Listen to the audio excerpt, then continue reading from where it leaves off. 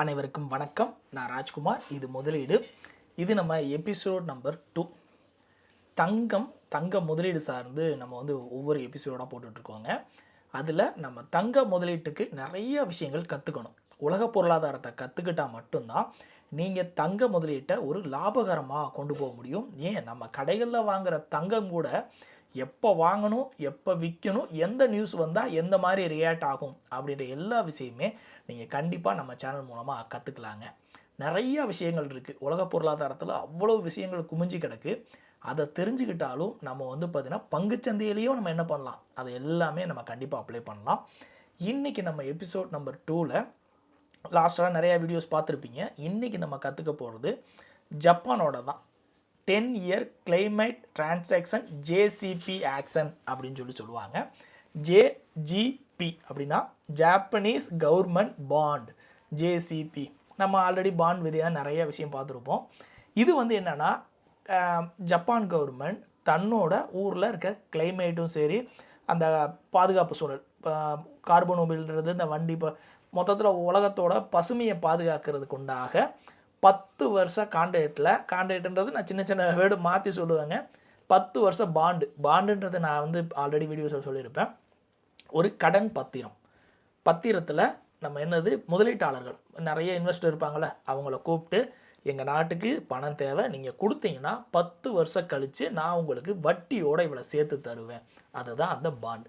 இது government bond. நிறைய பேர் பார்த்தீங்கன்னா இது கவர்மெண்ட் பாண்டுன்றது ஒரு நம்பிக்கையானது, அதனாலேயே நிறைய இன்வெஸ்ட் பண்ணுவாங்க. இதை பொறுத்தவரை இது ஒரு ஏல முறையில் தான் நடக்கும். லாஸ்ட்டு பார்த்திங்கன்னா 2024 இது 0.94% தான் வட்டி கொடுத்தாங்க. அக்டோபர் 25 1.68 கொடுத்தாங்க. மார்ச் 2026 2.19 கொடுத்தாங்க. இப்போ இதில் இன்றைக்கி தான் அந்த டேட்டாஸ் ரிலீஸ் ஆகிருக்கு. 2.86% உங்களுக்கு வட்டி கொடுக்குறாங்க. இது தங்கத்தை எப்படி பாதிக்கும் அப்படின்றதையும் நான் கண்டிப்பாக சொல்கிறேங்க. ஸோ முதலீட்டாளர்களை பொறுத்தவரை என்னென்னா, எங்கெல்லாம் ஒரு கோடி ரூபா வச்சுருக்காங்கன்னா, அமெரிக்காவில் ஒரு 10 லட்சத்தை போடு, ஜப்பானில் ஒரு 10 லட்சத்தை போடு, இந்தியாவில் ஒரு 10 லட்சத்தை போடு, சவுத் கொரியாவில் ஒரு 10 லட்சத்தை போடு, சீனாவில் ஒரு 10 லட்சத்தை போடுன்னு சொல்லி பிரித்து தான் போடுவாங்க. என்னென்னா, ஒவ்வொரு நாடுகளையும் சில பொருளாதார மாற்ற இறக்கங்கள், எல்லா பிரச்சனைகள் வரதான் செய்யும். லாஸ்ட்டாக என்ன பண்ணுவாங்க, ஏதாவது பிரச்சனை எல்லா காசையும் கொண்டுட்டு போய் தங்கத்தில் போடுவாங்க. ஸோ இந்த மாதிரி நியூஸ் எல்லாம் நமக்கு கண்டிப்பாக வேணும். ஏன்னா தங்கம் அப்படின்றது சும்மா காசு வச்சுருந்தீங்கன்னா காசு எப்பயுமே குட்டி போடாது, வட்டியும் போடாது, குட்டியும் போடாது. ஆனால் இந்த மாதிரி தங்கம் போட்டோம் அப்படின்னா நம்ம காசு கொஞ்சம் ஸ்டாண்டர்டாக இருக்கும், தங்கம் ஏறிட்டே போகும். உங்களுக்கு இந்த உலக பொருளாதாரத்தை பிரச்சனை வர்றப்ப நீங்கள் போய் கொஞ்சத்தை தங்கத்தை வாங்கி வைங்களேன், உலக பொருளாதார இங்கே மந்தமாக இருக்கும், கோல்டு ஏறிட்டே போகும். இது ரெடி ஆகிறப்ப அவன் என்ன பண்ணுவாங்க, அதை விற்றுட்டு வெளியே பங்குச்சந்தையோ இல்லை மாதிரி பாண்ட்ஸ்லேயோ இன்வெஸ்ட் பண்ணுவாங்க. ஸோ இதுதான் உலகத்தில் நடந்துகிட்ருக்க நடைமுறையான ஒரு ஏலம். இதுவும் பார்த்திங்கன்னா ஏலம் மூலமாக தான் முடிவு பண்ணுவாங்க. அது இன்றைக்கி இந்த மாதிரி காலையில் டேட்டாஸ் வந்துச்சு. லாஸ்ட் இயர் மார்ச் 2026 2.95% கொடுத்தவங்க இந்த தடவை என்ன பண்ணியிருக்காங்க, 2.863% அவங்க அதிகமாக உங்களுக்கு வட்டி கொடுத்துருக்காங்க. ஸோ இதனால் பார்த்திங்கன்னா பாதிப்பு மார்க்கெட்டில் இருக்குமா அப்படின்னா இருக்கிறதுக்கு வாய்ப்பு கம்மி.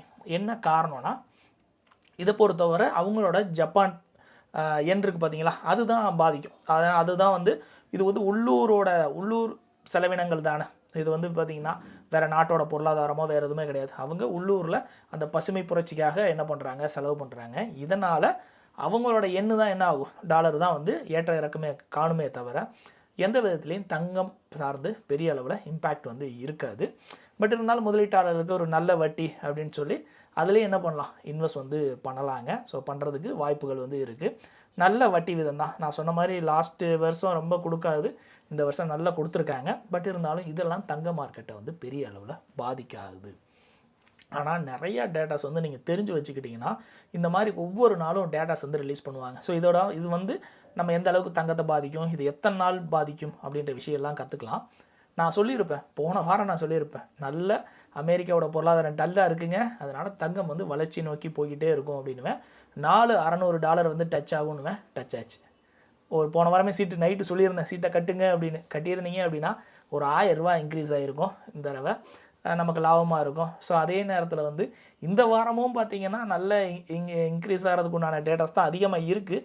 ஆனால் சந்தையை பொறுத்தவரை, பங்குச்சந்தையை பொறுத்தவரை இந்த மாதிரி டேட்டாஸை எதையுமே உறுதியாக கணிக்க முடியாது.